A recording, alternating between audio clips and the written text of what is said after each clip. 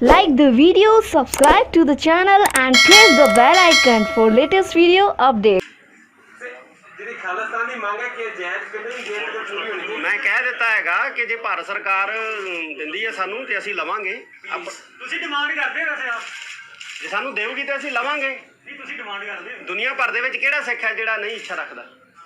ਸਿੰਘ ਸਾਹਿਬ ਦੇਖੋ ਸਿੰਘ ਸਾਹਿਬ ਸ਼ਹੀਦਾਂ ਦੀ ਸ਼ਰਧਾਂਜਲੀ ਦੇਣ ਵਾਸਤੇ ਸਮਾਗਮ ਤਾਂ ਕੀਤਾ ਜਾਂਦਾ ਪਰ ਇਹ ਸੰਤਾਂ ਦੀ ਸੋਚ ਨੂੰ ਜਿੰਦਾ ਰੱਖਣ ਵਾਸਤੇ ਕੀ ਕੀਤਾ ਜਾ ਰਿਹਾ ਐਸਜੀਪੀਸੀ ਸੰਤਾਂ ਦੀ ਜਿਉਂਦਾ ਨੂੰ ਸੋਚ ਨੂੰ ਜਿਉਂਦਾ ਰੱਖਣਾ ਜਿਹੜਾ ਹੈ ਬੜਾ ਜ਼ਰੂਰੀ ਹੈ। ਉਹਦੇ ਲਈ ਮੈਂ ਕਹਿ ਰਿਹਾ ਕਿ ਇਤਿਹਾਸ ਜਿਹੜਾ ਹੈ ਉਹਨੂੰ ਕਲਮਬੱਧ ਕਰਨਾ ਬੜਾ ਜ਼ਰੂਰੀ ਹੈ ਕਿ ਉਸ ਵਕਤ ਕੀ ਹੋਇਆ ਕੀ ਨਹੀਂ ਹੋਇਆ ਕੀ ਉਹਨਾਂ ਦੀ ਸੋਚ ਸੀ। ਇਹ ਜ਼ਰੂਰੀ ਹੈ। ਡਾਕਟਰ ਸਾਹਿਬ ਇੱਕ ਸ਼ਹੀਦੀ ਗੈਲਰੀ ਜਿਹੜੀ ਸੀ ਬਣਾਉਣ ਜਾ ਰਹੇ ਸੀ ਉਹ ਕਾਫੀ ਜ਼ਿਆਦਾ ਕੰਮ ਪੈਂਡਿੰਗ ਪਿਆ ਲੰਮੇ ਸਮੇਂ ਤੋਂ ਕੁਝ ਨਹੀਂ ਚੱਲ ਉਹ ਰਿਹਾ। ਬੈਠੇ ਨੇ ਪ੍ਰਧਾਨ ਜੀ ਇਹਨਾਂ ਨੂੰ ਜਾਣਕਾਰੀ ਨਹੀਂ ਚੱਲ ਰਹੀ।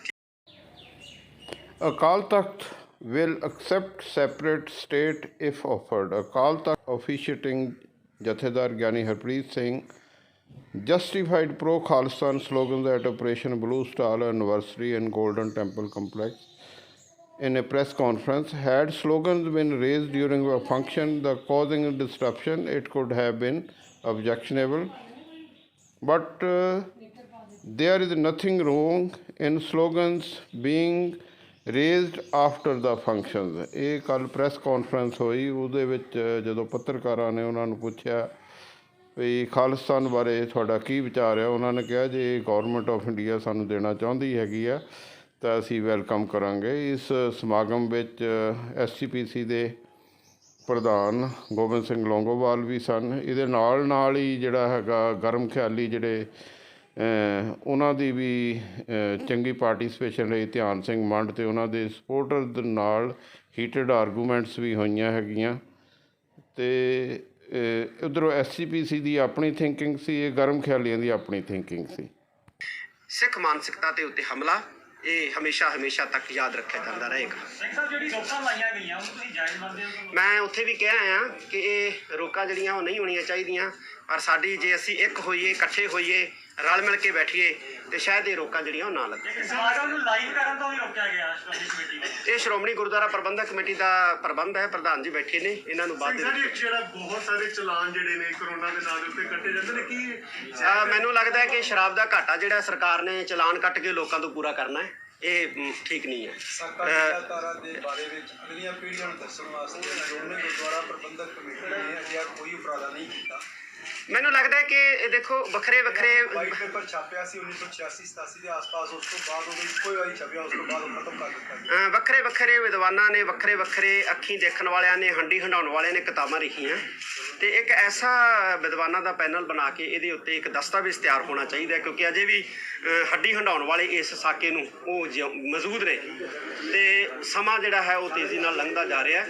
ਸ਼੍ਰੋਮਣੀ ਗੁਰਦੁਆਰਾ ਪ੍ਰਬੰਧਕ ਕਮੇਟੀ ਨੂੰ ਕਹਾਂਗੇ ਕਿ ਵਿਦਵਾਨਾਂ ਨੂੰ ਦਾ ਇੱਕ ਪੈਨਲ ਬਣਾ ਕੇ ਇੱਕ ਵੱਡਾ ਦਸਤਾਵੇਜ਼ ਜਿਹੜਾ ਇਸ ਘੱਲੂਘਾਰੇ ਦੇ ਸੰਬੰਧ ਦੇ ਵਿੱਚ ਤਿਆਰ ਕਰਵਾ ਕੇ ਜਿਹੜਾ ਰੱਖਿਆ ਜਾਵੇ। ਸਾਰੇ ਇਤਿਹਾਸ ਨੂੰ ਫਰੋਲਿਆ ਜਾਏ, ਸਾਰੇ ਜਿਨ੍ਹਾਂ ਨੇ ਹੱਡੀ ਹੰਡਾਇਆ ਉਹਨਾਂ ਦੇ ਬਿਆਨ ਕਲਮਬੱਧ ਕੀਤੇ ਜਾਣ। ਇੰਟਰਵਿਊਆਂ ਕਈਆਂ ਨੇ ਕੀਤੀਆਂ ਨੇ, ਵਾਹਿਗੁਰੂ ਨੂੰ ਪਿਆਰੇ ਹੋ ਚੁੱਕੇ ਨੇ, ਉਹਨਾਂ ਨੂੰ ਜਿਹੜਾ ਪੜਚੋਲਿਆ ਜਾਵੇ ਤੇ ਇੱਕ ਵੱਡਾ ਦਸਤਾਵੇਜ਼ ਜਿਹੜਾ ਹੈ ਤਿਆਰ ਹੋਣਾ ਚਾਹੀਦਾ ਹੈ ਤੇ ਉਹਨੂੰ ਫਿਰ ਸਾਰੀਆਂ ਭਾਸ਼ਾਵਾਂ ਦੇ ਵਿੱਚ ਛਪਵਾ ਕੇ ਦੁਨੀਆ ਭਰ ਦੇ ਵਿੱਚ ਪਹੁੰਚਾਇਆ ਜਾਣਾ ਚਾਹੀਦਾ। ਸਿੰਘ ਸਾਹਿਬ ਇੱਕ ਸਮਾਗਮ ਦੇ ਦੌਰਾਨ ਖਾਲਿਸਤਾਨ ਜਿੰਦਾਬਾਦ ਦੇ ਨਾਅਰੇ ਲੱਗ ਜਾਂਦੇ ਨੇ ਕੀ ਇਹ ਜਾਇਜ਼ ਹੈ? ਦੇਖੋ ਕੌਮ ਦੇ ਅੰਦਰ ਜੋਸ਼ ਹੈਗਾ, ਉਸ ਜੋਸ਼ ਨੂੰ ਪ੍ਰਗਟ ਕਰਨ ਦੇ ਲਈ ਸਮਾਗਮ ਦੀ ਸਮਾਪਤੀ ਤੋਂ ਬਾਅਦ ਜੇ ਕੋਈ ਨਾਅਰੇ ਲਾਉਂਦਾ ਮੈਂ ਇਹਨੂੰ ਜਿਹੜਾ ਹੈ ਉਹ ਗਲਤ ਨਹੀਂ ਕਹਿੰਦਾ, ਲੇਕਿਨ ਸਮਾਗਮ ਦੇ ਦੌਰਾਨ ਜਿਹੜਾ ਹੈ ਨਾਅਰੇ ਲਾ ਕੇ ਉਹਨੂੰ ਜਿਹੜਾ ਵਿਘਨ ਪਾਉਣਾ ਇਹ ਠੀਕ ਨਹੀਂ ਹੈ। ਬਾਅਦ ਦੇ ਵਿੱਚ ਕੋਈ ਅਗਰ ਨੌਜਵਾਨ ਸਾਡੇ ਜੋਸ਼ 'ਚ ਆ ਕੇ ਲਾਉਂਦੇ ਆ ਤਾਂ ਮੈਂ ਇਹਨੂੰ ਜਿਹੜਾ ਬਿਲਕੁਲ ਵੀ ਗਲਤ ਨਹੀਂ ਕਹੂੰ।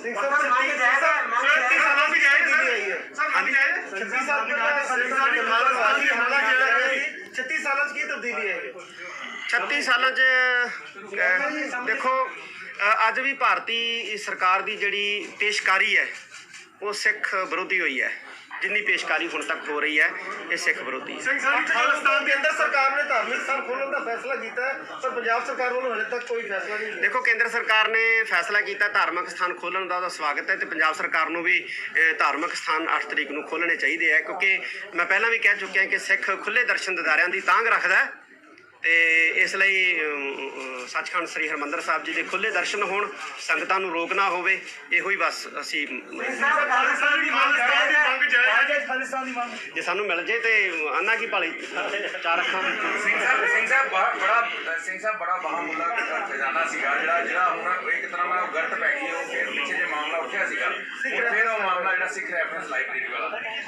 ਨਹੀਂ ਆ ਰਿਹਾ ਤਾਂ ਕੀ ਕਹਿਣਾ ਚਾਹੋਗੇ? ਉਹ ਪ੍ਰਧਾਨ ਜੀ ਬੈਠੇ ਆ, ਜ਼ਿਆਦਾ ਜਾਣਕਾਰੀ ਇਹਨਾਂ ਨੂੰ ਹੈ ਤੇ ਇਹ ਪੁੱਛ। ਸਿੰਘ ਸਾਹਿਬ ਸੰਤ ਜਰਨੈਲ ਸਿੰਘ ਉਹਨਾਂ ਨੇ ਕਿਹਾ ਸੀ ਕਿ ਦਰਬਾਰ ਸਾਹਿਬ ਤੇ ਅਟੈਕ ਕੀਤਾ, ਖਾਲਿਸਤਾਨ ਦੀ ਨੀਂਹ ਰੱਖੀ ਜਾਊਗੀ। ਉਸ ਤੋਂ ਬਾਅਦ ਮਤਲਬ ਦੇਖੋ ਬੇਗਮਪੁਰਾ ਦੀ ਨਿਉ ਜਿਹੜੀ ਹੈ ਉਹ ਤਾਂ ਗੁਰੂ ਨਾਨਕ ਸਾਹਿਬ ਨੇ ਰੱਖਤੀ ਹੈ। ਗੁਰੂ ਹਰਗੋਬਿੰਦ ਸਾਹਿਬ ਸੱਚੇ ਪਾਤਸ਼ਾਹ ਨੇ ਸ੍ਰੀ ਅਕਾਲ ਤਖਤ ਸਾਹਿਬ ਦੀ ਸਿਰਜਣਾ ਕੀਤੀ ਹੈ। ਇਹ ਬਹੁਤ ਵੱਡਾ ਸਾਡਾ ਇੱਕ ਮਹਾਨ ਸੁਤੰਤਰ ਸੰਕਲਪ ਹੈ। ਜਿਹੜੀ ਖਾਲਿਸਤਾਨੀ ਮੰਗ ਹੈ ਕਿ ਜਾਇਜ਼ ਕਿੰਨੀ ਦੇਰ ਤੱਕ ਪੂਰੀ ਹੋਣੀ? ਮੈਂ ਕਹਿ ਦਿੱਤਾ ਹੈਗਾ ਕਿ ਜੇ ਭਾਰਤ ਸਰਕਾਰ ਦਿੰਦੀ ਹੈ ਸਾਨੂੰ ਤੇ ਅਸੀਂ ਲਵਾਂਗੇ। ਤੁਸੀਂ ਡਿਮਾਂਡ ਕਰਦੇ ਹੋ ਵੈਸੇ ਆਪ? ਜੇ ਸਾਨੂੰ ਦੇਊਗੀ ਤੇ ਅਸੀਂ ਲਵਾਂਗੇ। ਨਹੀਂ ਤੁਸੀਂ ਡਿਮਾਂਡ ਕਰਦੇ ਹੋ? ਦੁਨੀਆ ਭਰ ਦੇ ਵਿੱਚ ਕਿਹੜਾ ਸਿੱਖ ਹੈ ਜਿਹੜਾ ਨਹੀਂ ਇੱਛਾ ਰੱਖਦਾ? ਸਿੰਘ ਸਾਹਿਬ ਦੇਖੋ ਸਿੰਘ ਸਾਹਿਬ ਸ਼ਹੀਦਾਂ ਦੀ ਸ਼ਰਧਾਂਜਲੀ ਦੇਣ ਵਾਸਤੇ ਸਮਾਗਮ ਤਾਂ ਕੀਤਾ ਜਾਂਦਾ, ਪਰ ਇਹ ਸੰਤਾਂ ਦੀ ਸੋਚ ਨੂੰ ਜਿੰਦਾ ਰੱਖਣ ਵਾਸਤੇ ਕੀ ਕੀਤਾ ਜਾ ਰਿਹਾ ਐਸਜੀਪੀਸੀ? ਸੰਤਾਂ ਦੀ ਸੋਚ ਨੂੰ ਜਿਉਂਦਾ ਰੱਖਣਾ ਜਿਹੜਾ ਹੈ ਬੜਾ ਜ਼ਰੂਰੀ ਹੈ। ਉਹਦੇ ਲਈ ਮੈਂ ਕਹਿ ਰਿਹਾ ਕਿ ਇਤਿਹਾਸ ਜਿਹੜਾ ਹੈ ਉਹਨੂੰ ਕਲਮਬੱਧ ਕਰਨਾ ਬੜਾ ਜ਼ਰੂਰੀ ਹੈ ਕਿ ਉਸ ਵਕਤ ਕੀ ਹੋਇਆ, ਕੀ ਨਹੀਂ ਹੋਇਆ, ਕੀ ਉਹਨਾਂ ਦੀ ਸੋਚ ਸੀ, ਇਹ ਜ਼ਰੂਰੀ ਹੈ। ਡਾਕਟਰ ਸਾਹਿਬ ਇੱਕ ਸ਼ਹੀਦੀ ਗੈਲਰੀ ਜਿਹੜੀ ਸੀ ਬਣਾਉਣ ਜਾ ਰਹੇ ਸੀ, ਉਹ ਕਾਫੀ ਜ਼ਿਆਦਾ ਕੰਮ ਪੈਂਡਿੰਗ ਪਿਆ, ਲੰਮੇ ਸਮੇਂ ਤੋਂ ਕੁਝ ਨਹੀਂ ਚੱਲ ਉਹ ਰਿਹਾ। ਬੈਠੇ ਨੇ ਪ੍ਰਧਾਨ ਜੀ, ਇਹਨਾਂ ਨੂੰ ਜਾਣਕਾਰੀ ਜ਼ਿਆਦਾ ਹੈ। ਇਸ ਤਰ੍ਹਾਂ ਅਜੀਤ ਅਖਬਾਰ ਦੀ ਖਬਰ ਹੈ। ਜਥੇਦਾਰ ਅਕਾਲ ਤਖਤ ਵੱਲੋਂ ਖਾਲਿਸਤਾਨ ਦੀ ਮੰਗ ਦੀ ਹਮਾਇਤ।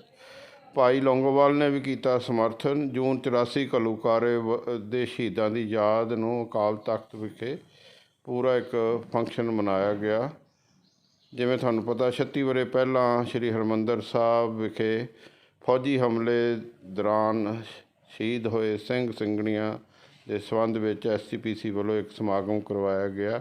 ਇਹਦੇ ਨਾਲ ਸ਼੍ਰੀ ਗੁਰੂ ਹਰਗੋਬਿੰਦ ਸਾਹਿਬ ਜੀ ਦਾ ਪ੍ਰਕਾਸ਼ ਦਿਹਾੜਾ ਸੀ, ਉਹਦੇ ਸੰਬੰਧ ਵਿੱਚ ਵੀ ਅਕਾਲ ਤਖਤ ਵਿਖੇ ਸਮਾਗਮ ਕਰਾਇਆ ਗਿਆ। ਬਾਅਦ ਵਿੱਚ ਇੱਕ ਪ੍ਰੈਸ ਕਾਨਫਰੰਸ ਵੀ ਕੀਤੀ ਗਈ, ਜਿਹਦੇ ਵਿੱਚ ਸਿੰਘ ਸਾਹਿਬ ਗਿਆਨੀ ਹਰਪ੍ਰੀਤ ਸਿੰਘ, ਐਸਜੀਪੀਸੀ ਦੇ ਪ੍ਰਧਾਨ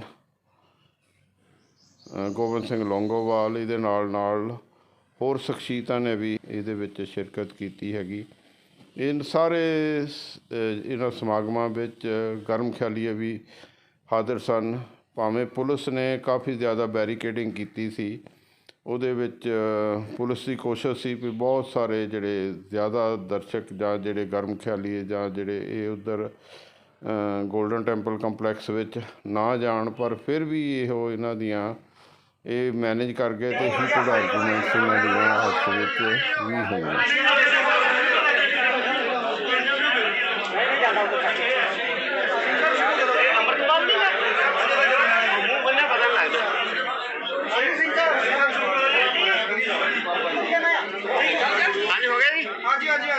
ਵਾਹਿਗੁਰੂ ਜੀ ਕਾ ਖਾਲਸਾ, ਵਾਹਿਗੁਰੂ ਜੀ ਕੀ ਫਤਿਹ।